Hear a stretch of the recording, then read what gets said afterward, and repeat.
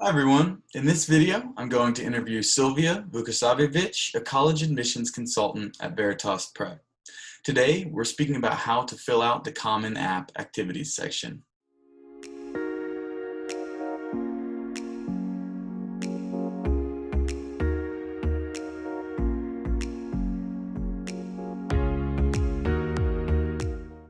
Sylvia, thanks so much for joining. My pleasure, Jackson. So to start off, can you explain what the activities section of the Common App is? What qualifies as an activity? Sure. An activity is anything that you're currently working on inside of school, outside of school, or, at any point in your life. So a lot of students will assume it's only school activities, but essentially you can post information about anything about up to 10 extracurricular activities that you're working on. And it can be anything from like captain of the varsity soccer team at your school, or it can be outside teams. Maybe you're playing on a club team. You could indicate that. You could also indicate anything that's really like where you've immersed yourself fully in an activity. So I have a student who is like constantly creating videos. I have another student who likes to read math books for fun. You can indicate that as self-study. Research can also go under activities. So if you do any kind of independent research or research through your school, you definitely want to indicate that in the Common App activity section, and try to think of it like a kind of narrative where you're sharing who you truly are rather than what schools want to hear. Great. So why do colleges and universities care about the activities that students do out of the classroom? Mhm. It's really interesting. Colleges and universities today are more interested than ever in students who can bring a lot to the university and who are really kind of immersed in the things that they're doing.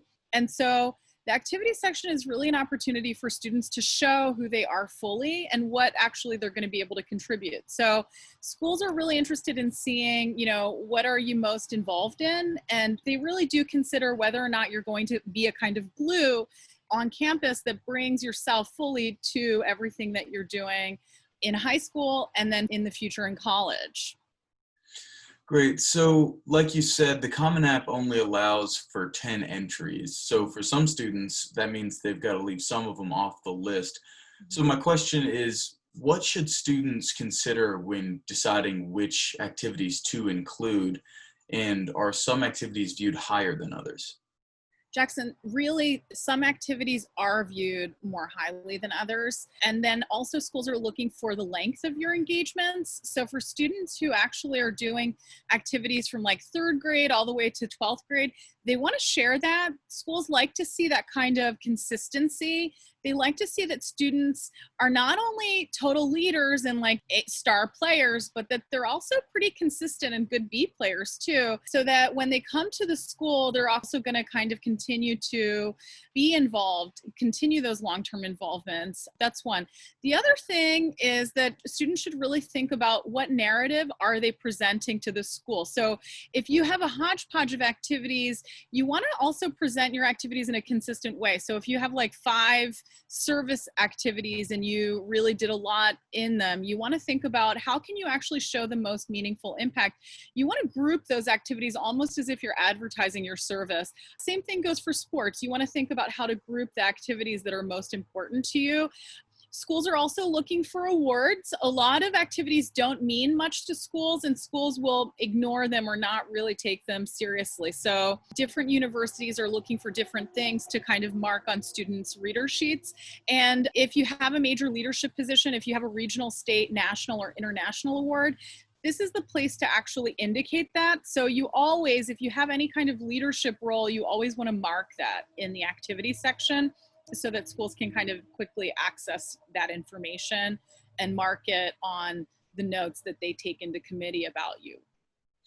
Great. So the Common App only gives you about 150 characters to describe each activity. So do you have any additional tips on how students can use that space wisely? I do. I mean, I think that space is really more about listing than anything. So First, I think students should think about numbers and achievements if possible. The level at which a student has performed in an activity is super important. So students, if they have a high level of involvement or meaningful impact, the numbers are important. So if you say I fundraised, like how much did you fundraise? If you're talking about helping people, how many people did you help?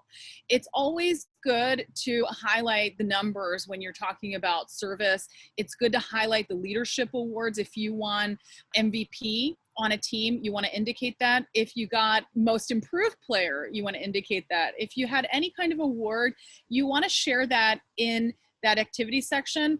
Common App will allow you to talk about 5 academic awards also, but if you have athletic awards or if you have awards that are outside of the sort of academic scope, the activity section is a really good place to talk about those things. Great. Well, thanks again, Sylvia, for joining us today. Sure, Jackson. If you like this video, please give it a thumbs up. And for more interviews like this, please subscribe. Have a great day, everyone.